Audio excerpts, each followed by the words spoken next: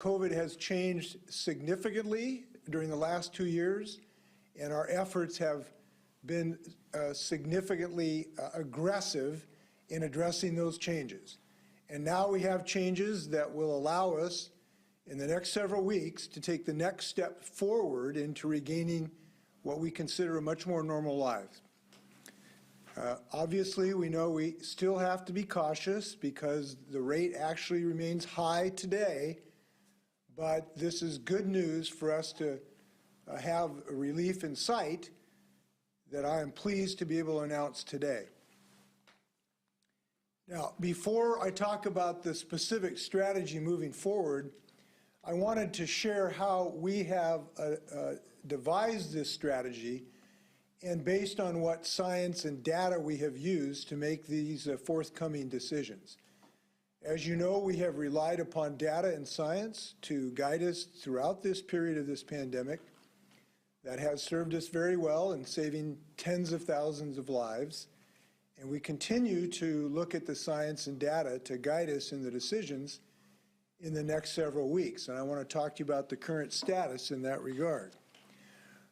First, I'd like to talk with you about the existing level of hospitalizations we have in our state. This is important because our real goal here is to reduce the infection rates low enough that our hospitals would not experience being jammed with COVID patients. So if we can have the first slide, please. Is that up now? Thank you very much. So this slide will show you the graph showing our hospitalizations on a daily basis on a rolling average throughout the pandemic. You will note that we have reached a peak and that we are fortunately coming down. That's really good news. Now that's the good news, but there is a hint of caution, obviously, that you will see that the hospitalization rate today is higher still than any other time in the pandemic except the last couple of weeks. So the number of people entering our hospitals today is still extremely high, continues to put pressures on our hospital, and unfortunately continues to take lives in our state. So we know that we have some good news here, but we know we have a journey still ahead of us to get these hospitalization numbers down so that people can go into hospitals and get treatment when they need it for heart attacks and car accidents and everything else. Okay, enough of that slide. Just take that slide down. That one down? No, down. It's all. Okay, thank you. So next, here's what we want to do. Our goal is to knock down the rates of this infection by taking smart, common sense measures that we know that works for the next immediate future to knock these numbers down low enough so that the hospital admissions get low enough not to jam our hospitals. So what I'm going to share with you is a graph that will show what we believe is a realistic prediction of our ability to achieve that goal. So let's put the slide up, please. Now, this slide, and I'm going to spend a minute on this to make sure people can understand it. This slide shows the predictions, the projections of the hospitalization rates that we will experience in the next several weeks. The gray area is the range of the projections, from the very optimistic to the very pessimistic. The red line that goes down as it goes to the right, as you can see, represents the midline, if you will, of the projected hospitalizations on a daily basis that we will have in the upcoming several weeks. Now, obviously, what we want to do is to get that red line down low enough so that we can avoid our hospitals getting jammed. Now, you'll see a horizontal line also. Is it green or blue? I can't see it from here. It's blue. That line represents the level of daily admissions that we believe is safe to get down to a level that we will be able to maintain our hospitals in good shape. So what we want to do is to continue our efforts to reduce infections to get down to that low line. And where those lines meet, frankly, is the magic point where we believe we will be safe to be able to eliminate some of our common sense measures that we know have worked, including masking. So now I'll show you where those lines meet, are very close. So you'll see the green vertical line. This is March 21st, and basically it is very close to where those lines meet to show when we project we will be in a position to be able to reduce some of our requirements and therefore save our hospitals from being overrun. And obviously, we're headed in the right direction. Okay, we're done with that slide now. So considering these best projections based on the best science, the best epidemiology that we have today, and best on what is good for Washington State, we are confident that we will be able to reach a level by March 21st where we can remove the requirement to wear masks in most of our situations. So we will be removing the mask mandate in our schools and in our public indoor spaces as of Monday, March 21st. That means on March 21st, we will no longer have a state mandate for wearing masks in schools. And on March 21st, we will no longer have a state mandate for wearing masks in indoor spaces. We think that's a very important step in the next part of our journey to normalcy. Now, there are some places where masks still will be required in healthcare settings, in outpatient, dental, long-term care, and correctional facilities. Obviously, that makes sense because these are places where people are very close together and have a lot of vulnerable people who are associated with healthcare delivery systems. We should note the federal government has their own requirements that include transportation, which still do require masks, and that includes in buses. So obviously that is a federal requirement. We can only control the state. So the good news is we are approaching a place fairly shortly where we will not have to be wearing masks generally in these conditions.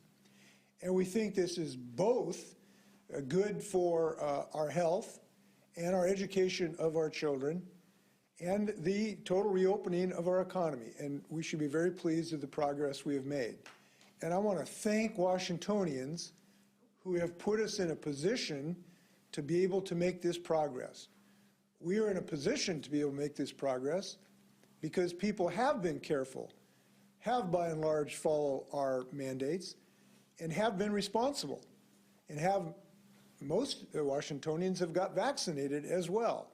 This is what has allowed us to be in this position to reduce these mask mandates. Now, I know folks, it's been a long, long journey. I know people would want to say it's totally over today or, at 3 o'clock this afternoon. That would not be consistent with where the science is right now.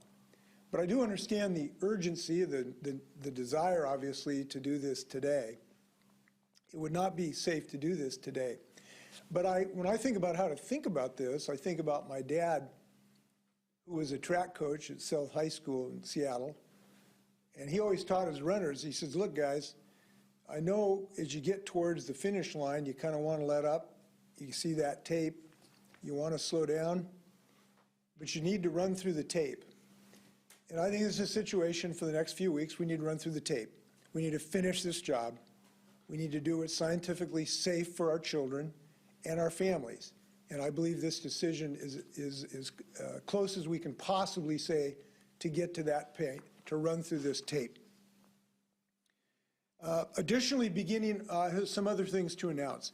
Beginning on March 1st, we will no longer require vaccine verification for large events, and that'll take place on March 1st.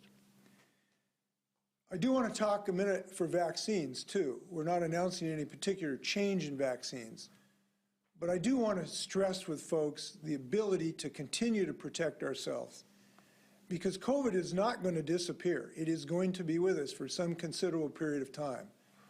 And the need to protect ourselves will remain after March 21st.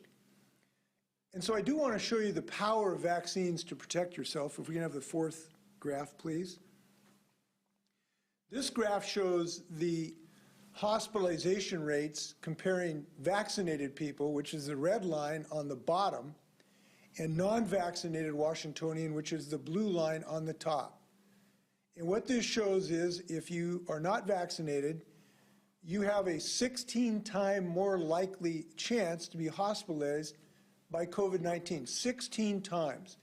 These vaccines work big time. And I must share with you that the threat of COVID will not be eliminated on March 21st. And we will still have mechanisms to protect ourselves. And I am encouraging all Washingtonians to get on that blue line, save yourself, get vaccinated, get a booster. It's good for you and it's good for your health. Okay, we can move forward. I also want to note that people will be able to make their individual decisions about wearing masks after March 21st. You will be able, should you desire to wear a mask in your place of business or your shopping or anywhere else. And that will be part of our order to protect you and your ability should you desire to do so. That seems to go with it goes with the students in our schools. They will be able, should they desire, if they'd like to wear a mask, or teachers, they can wear a mask, and we will protect that right. I think that that is important. And I know that our schools will do a good job in protecting those students who wants to wear a mask. Maybe some of the folks in their class does not. We're not going to allow them to be bullied as well, and I know our schools are going to protect them in this regard. So, one other note, this will also, we are removing the state mandate for masks, but this will not remove the ability of businesses or other entities to make their own independent decision for their business. So businesses will still be allowed, should they desire to require folks to wear masks. We will not remove their ability to do that. That will be independent decision making. So with that, we have Dr. Umair Shah for some comments in regard to this decision. Dr. Shah.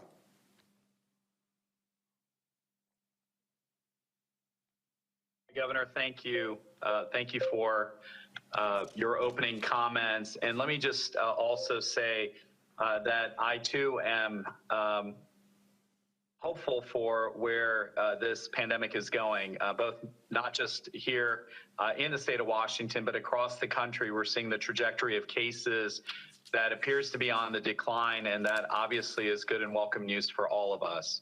But I think more importantly, as Governor has mentioned, it's really the hospitalizations and the numbers that's decreasing as well that continues to be a number that we're all watching. And it's also something that is allowing for capacity to come back in the healthcare system. No doubt the healthcare system is still stressed in many ways, and it's going to continue to be so. We do want to continue to remind individuals in Washington to do all the things they can to be safe and also be able to assure that that healthcare system continues to have the capacity to take care of emergencies in particular. One of the things that the governor just highlighted, and I want to make sure to point out, is that the strong protection against severe disease is very much about vaccines. And we've been saying this for well over a year. Obviously, the additional message of not just vaccines, but boosters is critical. When we have over 72% of our population that's fully vaccinated and over 80% of our population that is eligible has had one dose, that really helps us in the state of Washington. But that still implies there are people who have not gotten vaccinated, that have not gotten their boosters. And we want to make sure that we continue to remind everybody of the importance of both vaccines, boosters, and even masking where necessary. So as the governor pointed out, that there are a few things that we need to be thinking about as we move into this next phase. One is living with COVID means that we don't know how long COVID is going to be around, but we want to make sure we go on with our activities and enjoy those activities, but that we do so safely. And also, as was mentioned, that we do also want, as we said affectionately from the Department of Health standpoint this past summer, respect the rules of the room. Know what's happening in the local health jurisdiction, know what's happening in the individual businesses, and respect those rules. So if there's the N2, which there will be on March 21st, a statewide requirement for masking. That does not mean that a local health jurisdiction or a business may not decide to have an individual requirement in their community and or in their business. So that's one part of it, but the other part is to be respectful to people. As we have individuals who may still feel comfortable wearing masks, our kids, there's many who still want to continue to wear masks through the end of the school year. Be respectful of that, and that is absolutely critical as we move forward.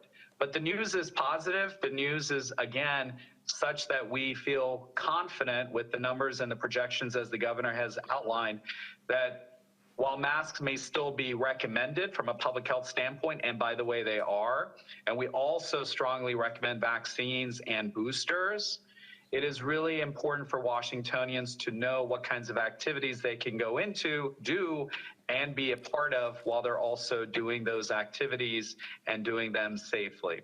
And I also want to join Governor in saying thank you to Washingtonians for everything that they have been doing, they continue to do, and in particular, not just as a physician and a public health professional, but as a parent, I also want to thank fellow parents for how hard it's been for our kids and all the different things that we all have been doing to assure their safety as they continue in-person schooling. And I really want to also thank our educational partners, both the superintendent today, but also all of our principals and superintendents and teachers and faculty and staff, as well as the parents, and in particular the kids who have done everything they can to continue to be safe. And we want to continue to assure their safety as we move forward. So with that, Governor, I will turn it back to you and just say this is an incredibly important milestone for us in the state of Washington, and we're thankful that we're getting there. Thank you, Dr. Shaw. Thanks for your whole team, Lacey Fehrenbach and others, and Michelle, who've helped increase our vaccinations and made a science-based decision here, and I appreciate your team's efforts. I want to note, too, that this is not the end of our effort of keeping our students, our children safe. Schools will still be continuing doing smart things, using smart testing and the like to protect our children in school. And I'm glad about that. There will be some revisions of that in the near future, and I think schools will appreciate those when those happen. We now have our Superintendent of Public Instruction, Chris Rakol. Chris. Thank you, Governor.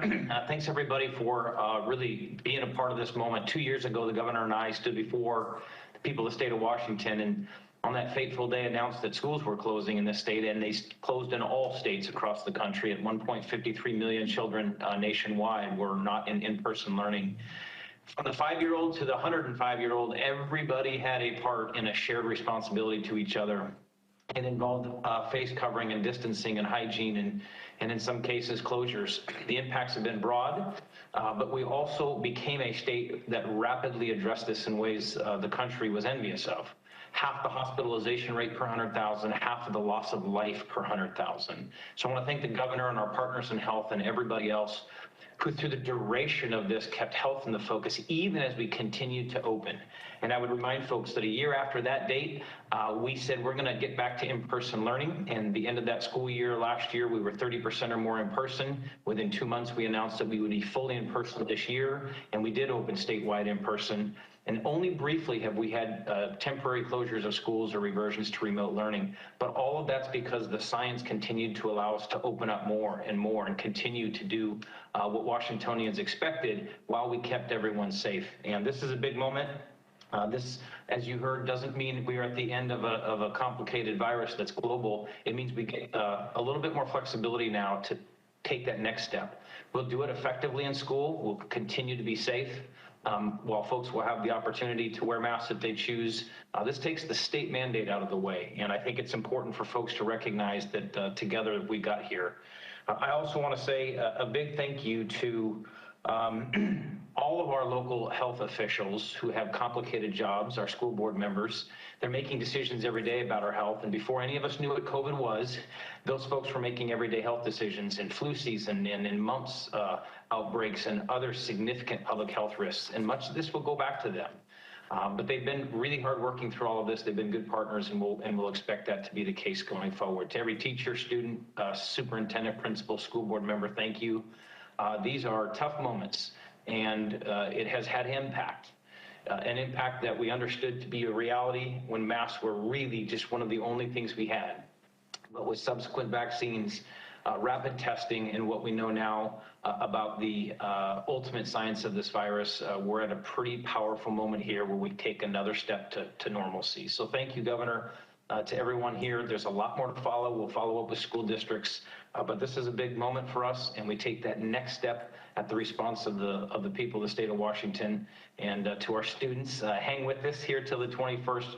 Please wear those face coverings. It is the law. It's important that we keep that responsibility to each other, that we maintain that expectation to look after one another. That's what got us to be one of the safest states through this whole pandemic, and that's what will carry us through.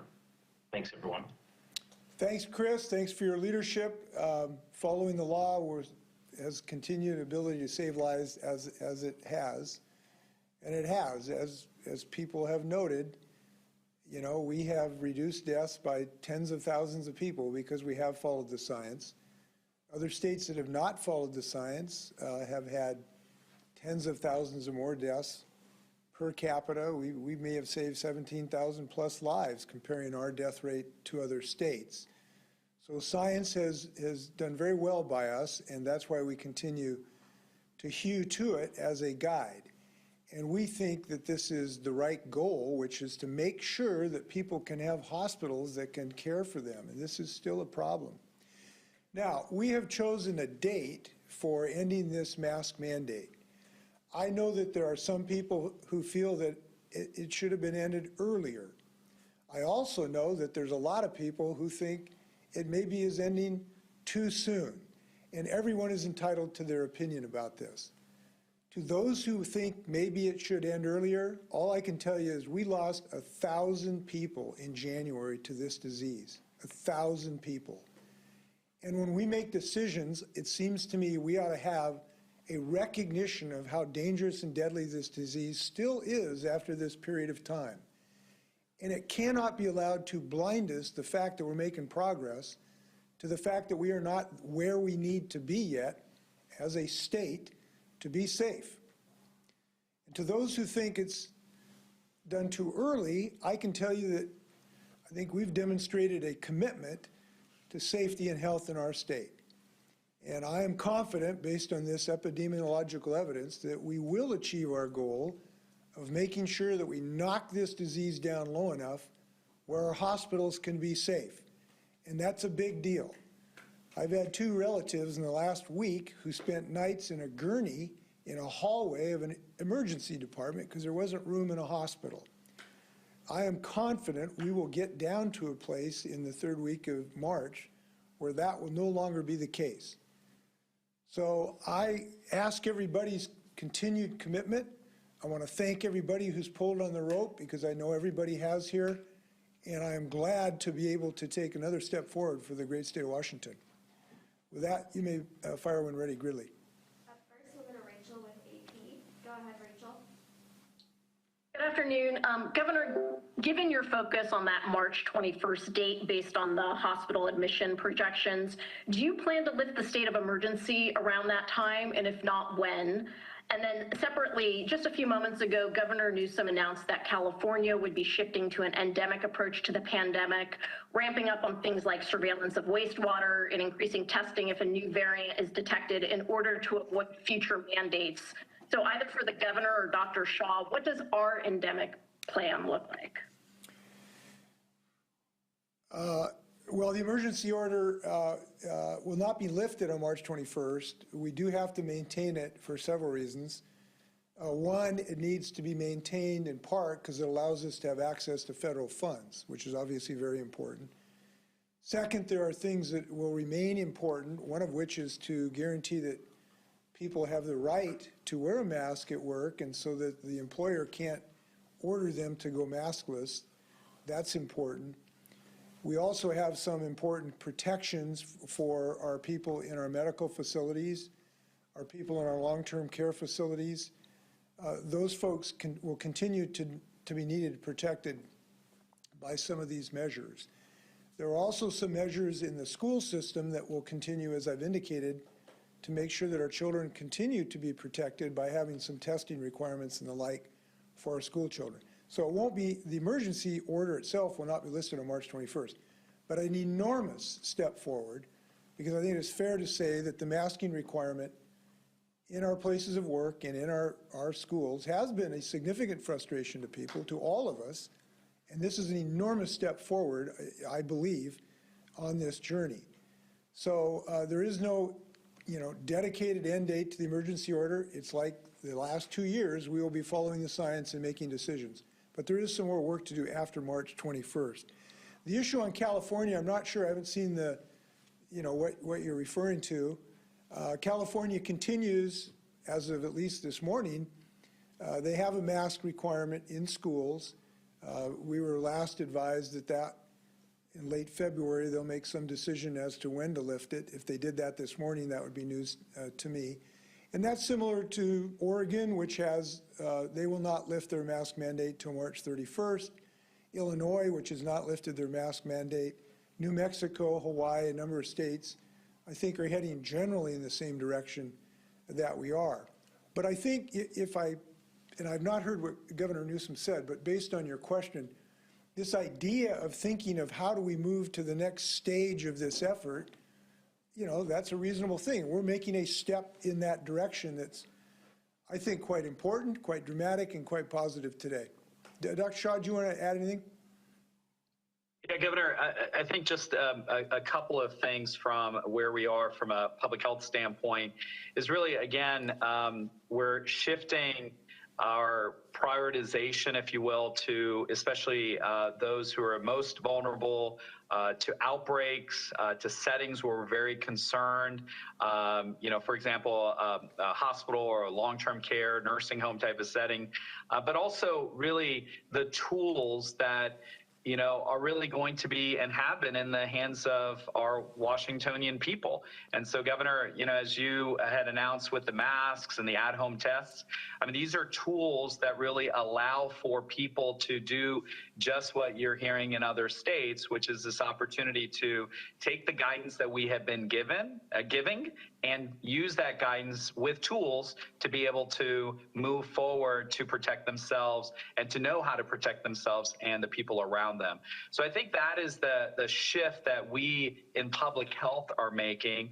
And then the last thing I would say is that we should be very proud in the state of Washington of our surveillance activities from, even detecting Omicron, for example, or other variants. And that biodetection, that enhanced surveillance, including with wastewater or other tools, those are the kinds of tools that we also are looking at, pivoting to, shifting to, and really reminding ourselves of the importance of those tools from a public health standpoint as we move forward. So just wanted to add that, Governor. Yeah, and if I just dovetail on that, there's one thing I hope does not happen as a result of this new decision, and this is forward progress. I certainly hope it doesn't diminish people's understanding of how important these vaccines are.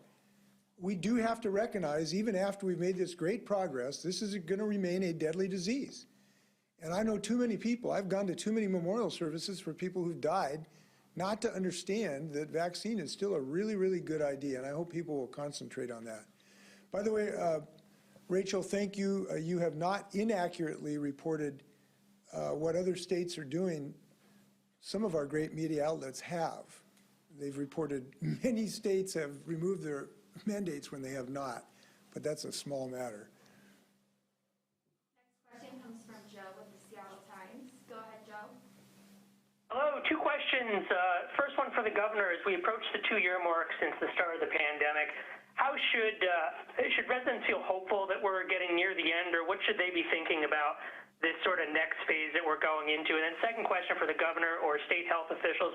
When the Omicron variant surge hit, we didn't have enough tests to respond very quickly and nimbly. So what are state health officials doing right now to prepare in case another variant of concern pops up? Dr. Shaw, you want to talk about that second one there first? Yeah, let me jump in, and Lacey, you can also chime in on this one. You know, I think you're absolutely right that the tools are not just the at-home tests that are in the hands of Washingtonians. Remember, 3.5 million and counting for Washingtonians, but that does not include the 1 million going to schools and the other million going to local partners. So we're talking a significant amount of tests that are going into the hands of our community members. But also, in addition to that, it's really about community testing and ways that people can get tested if they need to. I think the key message as we've been watching this, and you know, Governor and his team as well as our teams continue to watch a number of measures which we've been saying throughout this press conference, but one of those has been the demand. What is the demand for vaccines? What's the demand for boosters? What's the demand for community testing?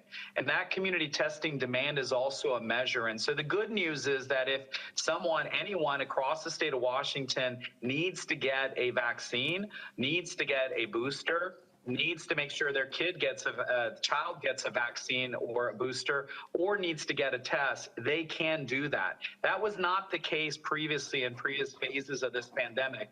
And that is why it's so important that we continue to make those tools available and also give the guidance on how those tools can be used. So, Lacey, anything you want to add, and then we'll turn it back to the governor. Just will add that we have been trying to diversify the manufacturers that we use to procure supplies. In addition, the supply chain is loosening up a little bit nationally, so that is helpful, and wanting to make sure that we have availability of tests for schools, for communities, and for the public. And that quick reminder that there are tests still available on the Say Yes COVID Home Test website for Washingtonians that have not yet ordered one. So if you'd like a kit for your home, you can do that. You can also continue to order from the federal site covidtests.gov, so that the community has those tests in their medicine kits when they need them, and we're all prepared for any future, whether those are regional outbreaks or surges or statewide or national surges. We're prepared ahead and not responding when they happen. Yeah, I should also note too, I think the state should feel good. We're one of the few states where the state government had an online portal that can deliver a test to your house within 24 or 48 hours. That has been very appreciated by a lot of Washingtonians. And I think DOH did a great job at Amazon setting that up very, very quickly. I also appreciate that we've distributed, I think, about 800,000 tests, kits or tests to our schools so that they continue to be able to test their students.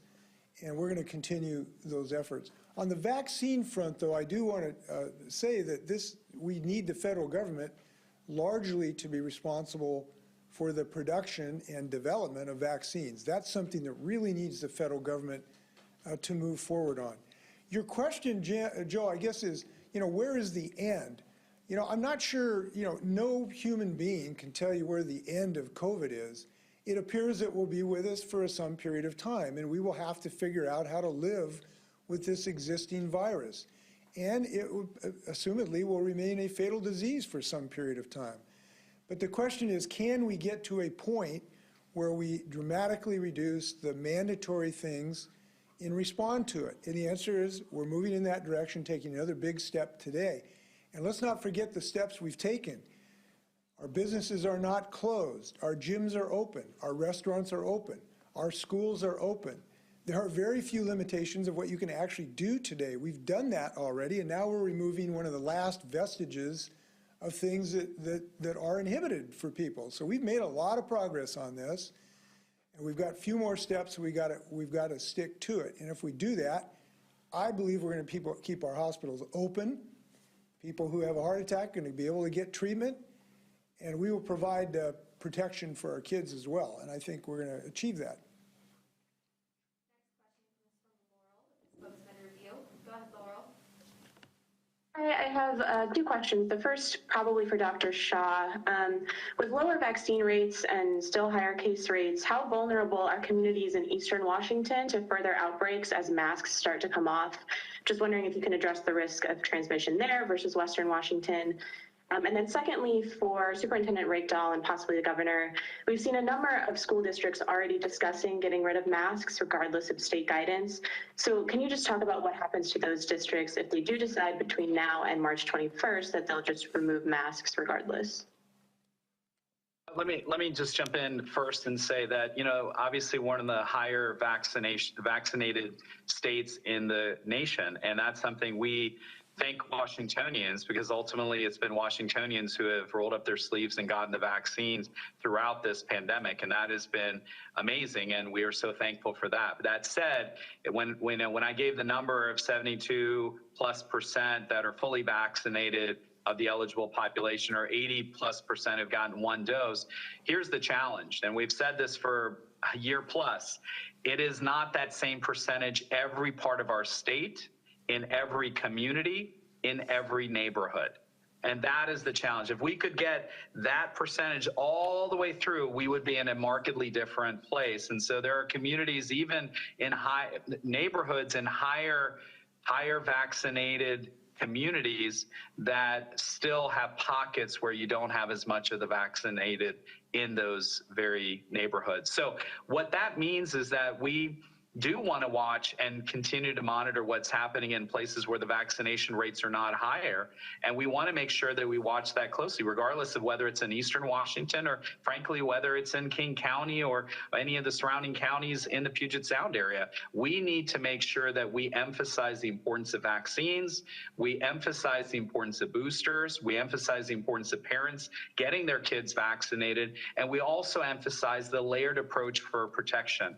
All that doesn't go away, because as the governor mentioned, and this is such an important point, March 21st is such an important milestone, but the pandemic does not end then. We continue to have to do the things to keep ourselves and those around us safe. So I hope that helps answer that question. Governor, I'll turn it back. Yeah, answer to your other question, look, we understand there's people have different opinions about this. But we do look forward to districts working to follow the law of the state of Washington and make reasoned decisions. They fully understand the consequences of breaking the law, of potentially, losing funding or potentially having labor and industries fines or all those potentials. But I think actually the most important thing is we want to get our children educated. And I think one of the most important lessons for our children is that in the state of Washington, we have a democracy and we follow the law. And I think this is an important teaching moment that I hope ultimately educators will want to share with their students, that even if we have disagreements, we follow the law. And I hope that that will be the prevailing sentiment and is at the moment.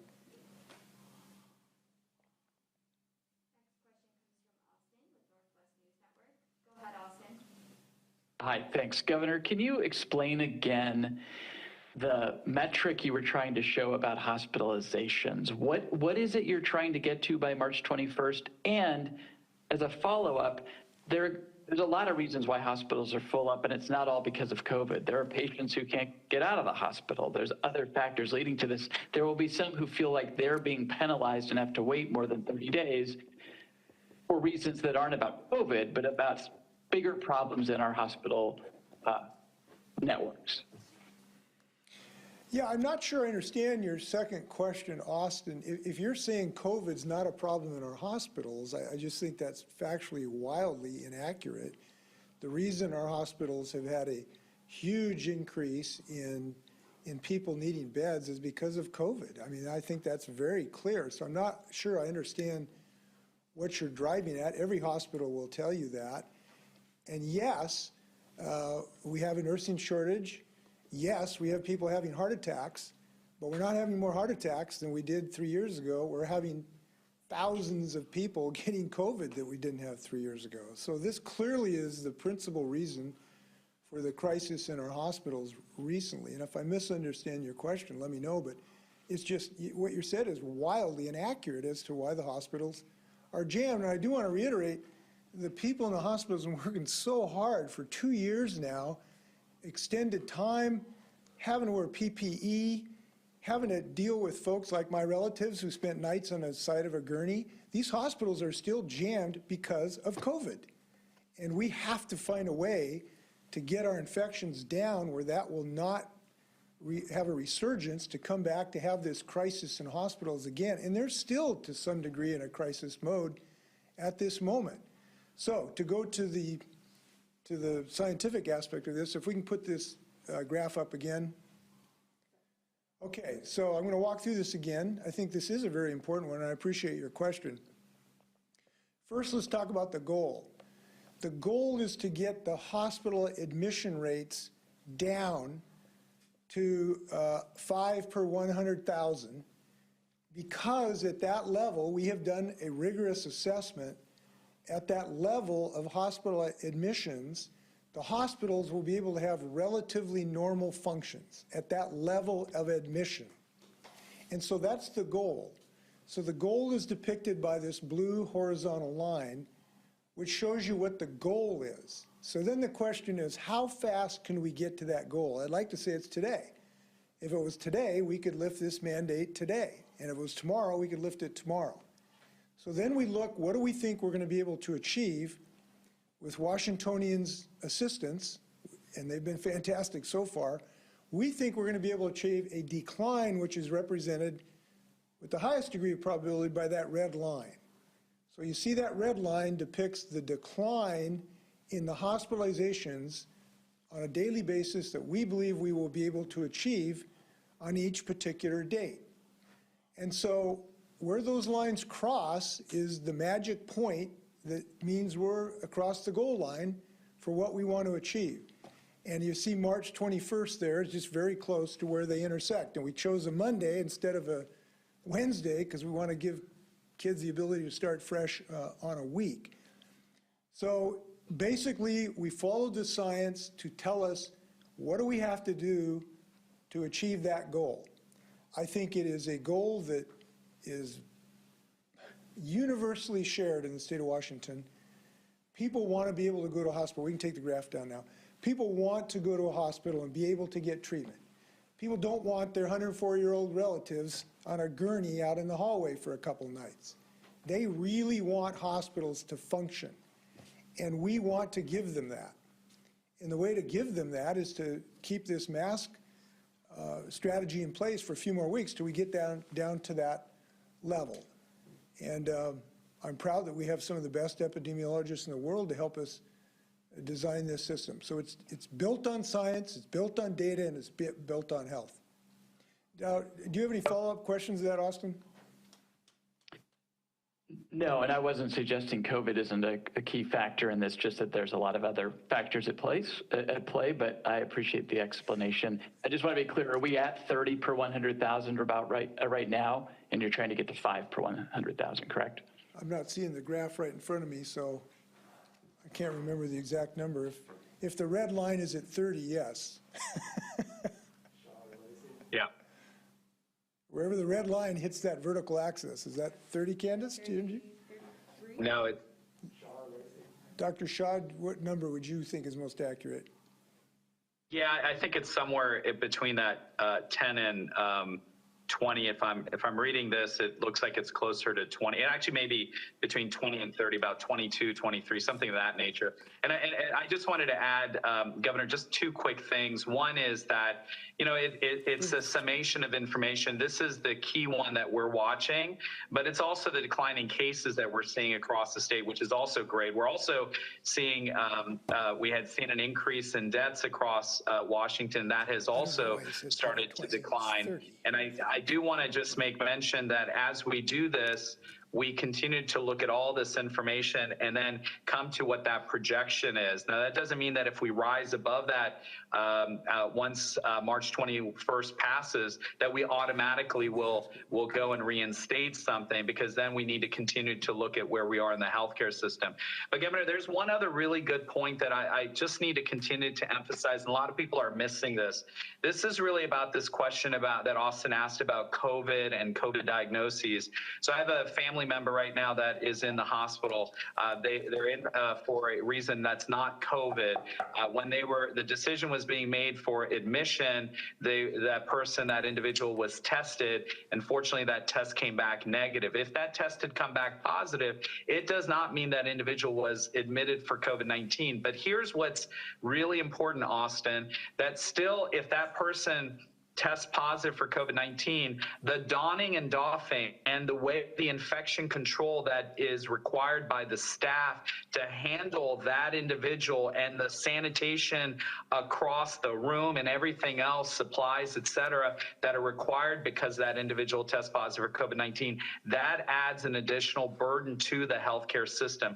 That's what we're hearing from both our healthcare providers, from our nurses. We're also hearing that from the administrators in hospitals, and we're seeing it every single day. So it's not just, is it from COVID or with COVID or due to COVID? It's the fact that anytime you throw in COVID as part of the mix, it now adds a burden of care and infection control to the practitioner. And that is a huge piece that's not been covered. And that is something we're hearing every day from our hospital partners. Thanks, Governor. Yeah, thank you. There is something in Austin's question I want to note. It is correct. There are quite a number of things we can do and we have been doing to decrease the burden on hospitals. So we would like to be able to discharge people faster from the hospital. You betcha that's been a challenge for us. That's why we've opened up dozens of new beds in our long-term care facilities on the state dime so that we can have a place for those people to go. We've put in the National Guard into our hospitals. We have had a federal contract where we have brought in any number of nurses and professionals to help in our hospitals. And long term, we have to increase the production of nurses and technical staff to be able to deal with long-term needs. So I just want to point out, yes, there are things we need to do, and we have been doing them. And that's why we've got over the apex and the worst parts of this hospital, but they are still stressed. By the way, as far as the date, I will send you, Austin, we'll put the date, I'll do a vertical line on today's date, and you'll be able to see where that is. I will send that to you. I'll share it with the press. Next question comes from Jerry with the Everett Herald. Go ahead, Jerry. Thank you very much for taking my questions. One question for Lacey and one for the superintendent. I was on the dashboard from the Department of Health looking for the latest 14-day case rate. I found one, but it was only through February 3rd, so I wondered if you might be able to provide the latest 14-day rate for per 100,000. And then for Superintendent Ragdoll, could you go through some of the changes that schools will be encountering on the 21st? If I understand, things like the 3-foot required distance, social distance, that will no longer be required. And I'm wondering what other changes are coming and if athletics will be affected as well. Thank you. Thanks. I can start. So on case rates, I do want to provide some perspective because that also is declining and we want that to continue to get lower. That will help keep students in classrooms, workers at work sites, and community members safer. The lower the overall transmission rate is, the lower the risk there is for getting infected and having outbreaks. We had a peak case rate of about 1,740 cases per 100,000, I believe on January 14th. And the most recent complete case rate is through February 3rd, which is on our dashboard. That is 645 per 100,000 over, and these are 7-day rates. So 1,740 per 100,000 over 7 days, and 645 now. That is February 3rd. All of the data on the dashboard are the most recent data that we have. So you can see cases plotted in the days February 4th through the early part of this week. However, with the volume of cases that are coming in, they're not considered complete until about 10 to 12 days in the past. So that is the most current rate to your first question. In terms of some of the layered measures, and the superintendent can add here, we will still have some requirements for schools, but things like distancing, hand hygiene, ventilation, environmental cleaning, those things will shift to statewide guidance. We will still recommend layered measures in schools. That is consistent with CDC guidance. We will be working with the schools to support them in choosing measures and implementing these measures in a way that keeps students and their faculty and staff as safe as possible. Yeah, thank you, Lacey. And not much to add, Jerry, thank you for the question. As you heard, a bunch of the CDC guidance that this state has been tightly aligned with as the requirements become just that, guidance recommendations, except again, where the governor indicated it looks as if transportation has its own federal requirement in public transportation that will likely implicate our buses. So school's gonna look, quite different on the 21st. But as a way of reminder, everyone can continue and should continue these if this is what they feel comfortable with. We never stopped talking about hand hygiene in schools, for example, even pre-pandemic. We're going to keep talking about that. And obviously a lot of students and staff are going to continue to choose to wear their masks. But this complexity is part of what we'll work through with DOH in the next 2 weeks, get guidance out to the system so they know exactly where these exceptions still exist due to federal requirements or others. And it's another reason why local school districts just need to continue to work with us for the next 3 or 4 weeks here so we all move together. Getting out ahead of this with local determinations really does put districts at a significant liability risk because they're trying to make sweeping statements about what they're going to do and not do, and it's not sensitive of the federal requirements that they still have to do, and that puts them at real personal liability. The districts in liability, their risk pools are concerned about it. If we just stay together on this as we have, we coached districts through this all the way through the fall. We had districts wondering if they could go their own way, but those districts wisely said, no, we're going to be a team on this. And I expect the rest of the districts around the state to hang with us for 4 weeks and work together on the process of getting to the 21st. If I can just add, I think citizens would be much happier to spend their investments in schools on books and teachers rather than in judgments. And I hope we're successful in this regard. Go ahead, Shauna. Good afternoon. My question kind of pertains to the correctional facilities that still have mask requirements as of now. When will those correctional facilities consider removing the requirements for masks, and how will that be decided? It'll be based on scientific assessment of the relative safety in these congregate settings. These are much more risky environments. And obviously when people are in custody, they don't have many choices. So we will make a decision based on the sciences that then exist. We think the infection rates are still too high, and we don't have enough predictive capability to answer a date in those settings. We believe, in other settings, including schools and retail areas, which have less of a risk associated with them, a transmission. So we'll make a decision as we have for the last 2 years, based on data, based on science, and I know we'll be talking about that in upcoming weeks. Next question comes from Melissa with Crosscut. Go ahead, Melissa.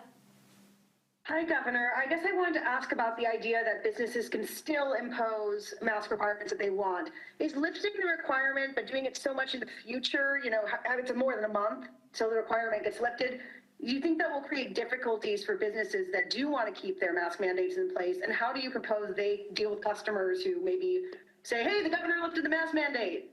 I don't have to wear a mask. Expletive you. How should they deal with that?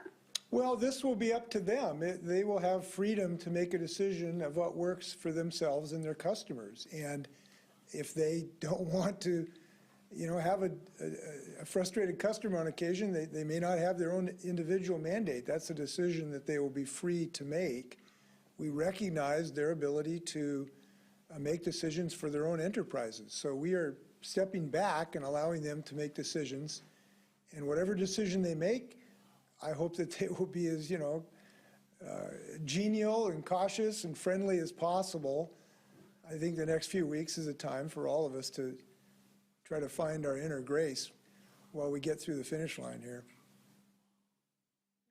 Next question comes from Hannah with Cairo Radio. Go ahead, Hannah. Thank you. I have just quick two questions. First, for Dr. Shaw, probably. King County Health Officer Dr. Jeff Duchin in yesterday's announcement about the end of the requirement to show vaccination proof continued to stress the need for masks when we have surges and things like that, high quality masks and other safety protocols. Can you go over what people should be doing right now when that happens? I think, just to again, reemphasize that what we're talking about for March 21st is an end of a statewide requirement. And that does not mean that we do not have a public health recommendation or strong recommendation, or please consider what you're doing, your activity as you go forth with your safety measures or protocols.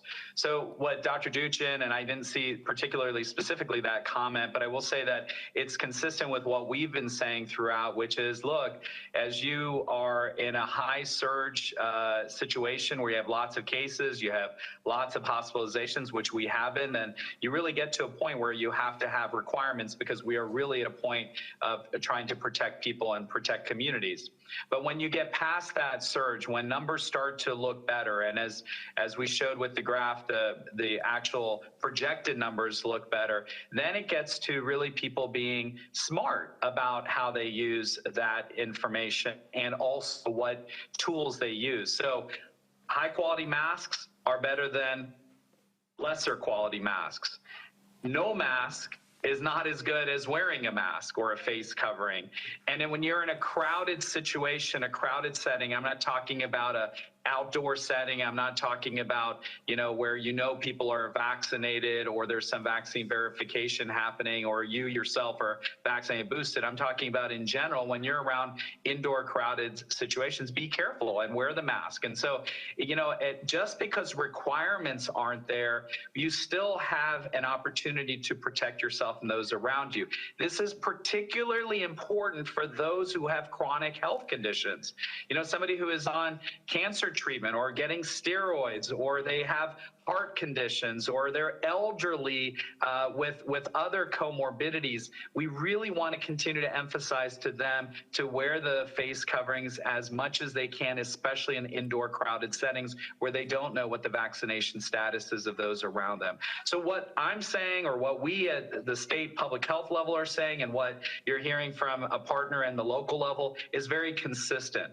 Know what's happening, know the context, and take the appropriate action to protect yourself and those around you. I may note as well that local health authorities, as they have through this period, will have the ability to put their own mandates in if they make that decision. So we're not reducing the ability of local health districts to make the decisions that they think are appropriate in their communities.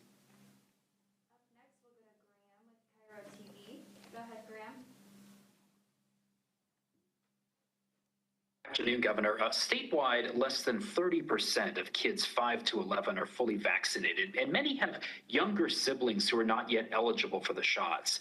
Did you consider keeping masking requirements for childcare in elementary schools, and are you concerned about the community conflicts that school districts might face if they want to maintain more protective requirements? Well, listen, the state is stepping back from a mandate. Other parts of our democracy still have their voices.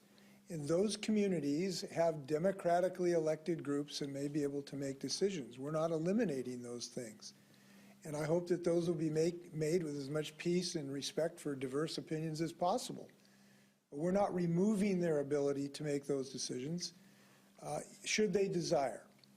Now, this issue of vaccination, I have to tell you, I'm frustrated by the low vaccination rate for some of our younger children, because it still is protective, and also protective to some degree of reducing the transmission risk. One of the reasons for what we've done in our schools is to prevent the transmission, even if the children have less of a risk, and it is substantially less than adults. If we could break the transmission in the schools to prevent little Johnny from taking the disease home to his grandparents, that was important. But again, I think we're getting down to these numbers that are low enough where that transmission rate is dramatically reduced. And again, our ultimate goal is to prevent our hospitals from breaking. And we believe at these rates, they will be low enough in the third week in March to prevent that from occurring. That is ultimately the goal. But I am hopeful that more parents will avail themselves of this vaccine, which is shown to be extremely effective and extremely safe. And I hope that that will happen. We are over time, but we have one more question, and we will go to Dory with Northwest Public Broadcasting. Go ahead, Dory. Thank you for taking my question. Why wasn't a county-by-county approach considered for the most scientific? Here in Eastern Washington, we have extremely low vaccination rates, and just 2 weeks ago, some of the highest rates in the nation. And we already have school districts refusing the mask mandates, and schools are closed here. So can we have those questions, both the governor and the superintendent, please? Thank you.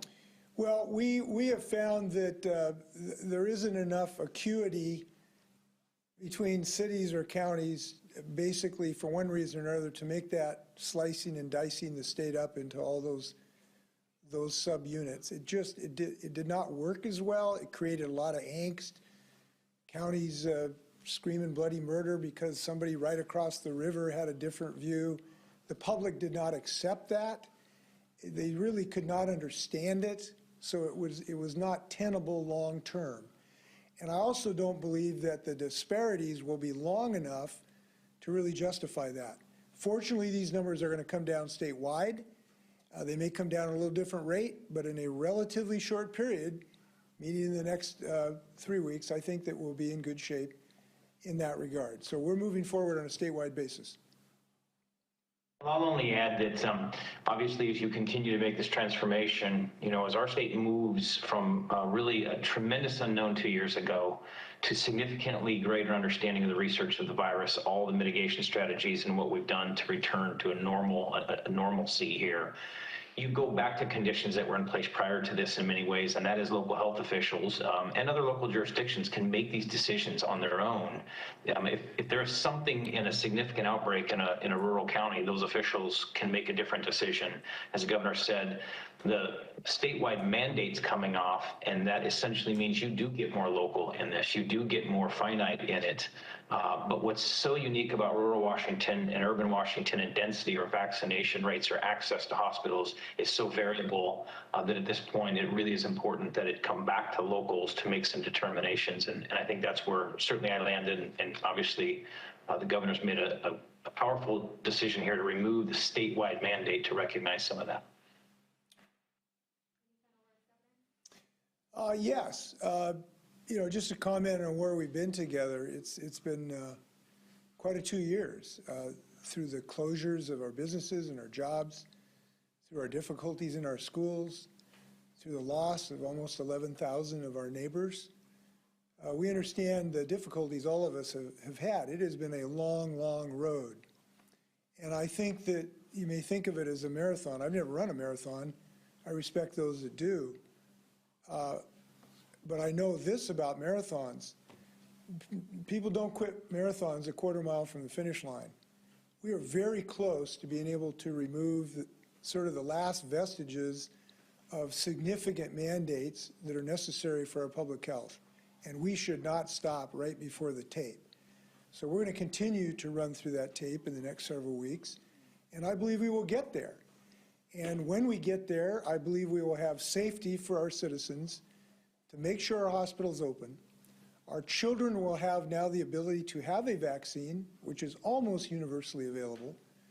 They will be able to wear masks should they desire to wear masks, and we will have knocked down this virus to very, very low levels. So we're going to be in such a better shape in a few weeks.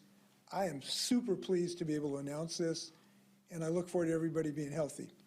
And congratulations to Cooper Kupp. Take care.